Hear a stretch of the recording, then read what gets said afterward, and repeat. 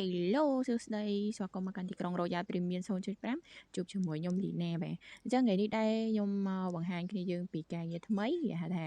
ការងារបូមទឹកដោះគោបាទបើបរោះគេហៅថាមាសម៉ែនេះចឹងណា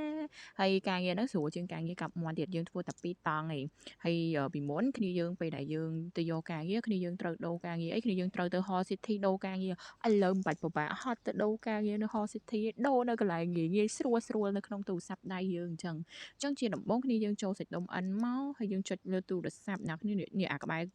វាបាំង voice សលេងខ្ញុំនេះអារូបដូចរូបមនុស្ស3នាក់នេះយើង select លើវាទៅអ្នកគ្នាយកអាខាងក្រោមគេបងអស់បាទអញ្ចឹងពេលអ្នកគ្នាយកការងារក្រោមគេអស់គឺអត់មានការងារមកច្រើននៅហ្នឹងអញ្ចឹងគ្នាយើងមិនបាច់ទៅពិបាកដូរការងារ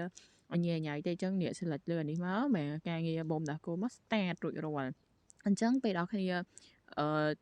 sorry ប៉ះដៃចង់បិទអញ្ចឹងគ្នាយើងជន់ការងាររួចរាល់នេះជាទីតាំងការងារបូមដោះគោខ្ញុំ select ទីតាំងលើ map ឲ្យអ្នកគ្នានេះឬក៏អ្នកគ្នាចូលលើទូរស័ព្ទដៃទៅយើង select លើទីតាំងឧទាហរណ៍គ្នាយើងនៅកន្លែងណាមួយហើយអត់ដឹងការងារណានេះចូល work មកហើយគ្នាយើង select លើនេះយើងរកពាក្យ mail មកចូលខ្ញុំរកអត់តាន់ឃើញការងារបូមដោះគោ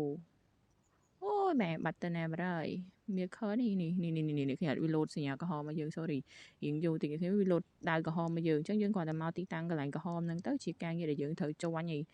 ងាយអញ្ចឹងណាហើយមុននឹងអស់គ្នាធ្វើការកើតគ្នាយើងត្រូវបើក on the T ចឹងសិនអញ្ចឹងគ្នាយើងសាច់ដុំវាយចប់តែគ្នាយើងបើកភាសាទៀតតែដោយសារខ្ញុំធ្លាប់បើកការងារពីមុនមកភាសាហើយ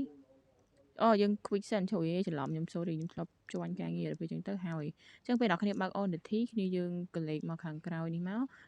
យើងនឹងឃើញរូបគោមួយបាទចឹងគ្នាយើងរត់ទៅរកគោទៅសុំគាត់បូមដោះគោបន្តិចមកតែយើងបូមស្រួលចាត់គោជន់អញ្ចឹងគ្នាយើងសាច់ដុំវាយមកវានឹង load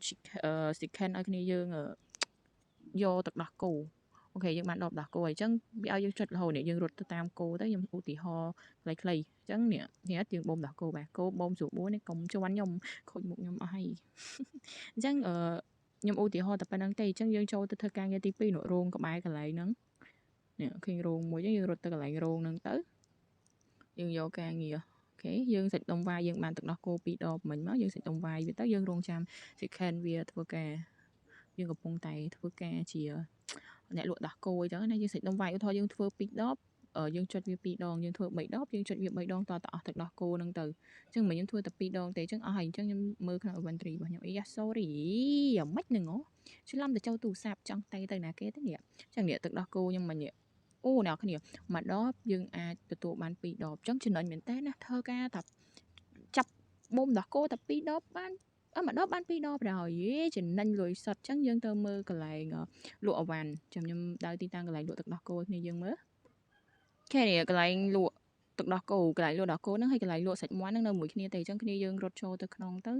យើងទៅរកកន្លែងលក់ទឹកដោះគោបាទធ្វើមិនទេអ្នកគ្នាឲ្យប្រឹងរកលុយទៅដើម្បីជីវភាពនេះណាចាំយើងនេះកន្លែងនេះអ្នកគ្នាឃើញគេដាក់មៀល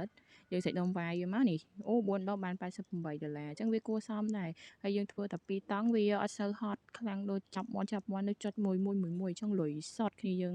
ធ្វើតែមកលមមកអូលុយសតនេះសេដ្ឋីមិនដឹងខ្លួននេះអ្នកមានអត់ដឹងខ្លួនអញ្ចឹងវីដេអូរបស់ខ្ញុំគឺមានតែប៉ុណ្្នឹងទេសម្រាប់គ្នាយើងដែលអត់ទាន់ follow ឬ subscribe channel YouTube របស់ខ្ញុំអត់ទាន់ follow channel ច្រឡំអត់ទាន់ follow Facebook អត់ទាន់ follow TikTok របស់ខ្ញុំអីកុំភ្លេចជួយ follow ម្នាក់មួយផងហើយបើគ្នាយើងចង់ support ខ្ញុំអីចឹងណាអាចទទួលបានជាទឹកចិត្តអីចឹងណាអញ្ចឹងជួបគ្នានៅវីដេអូក្រោយនៅការងារផ្សេងទៀតខ្ញុំនឹងធ្វើឲ្យគ្នាយើងមើលបន្តទៀតនៅក្នុងក្រុងណាអរគុណច្រើនណាស់អ្នកគ្នាជូនពរសំណាងល្អសុខភាពល្អណាបាយបាយ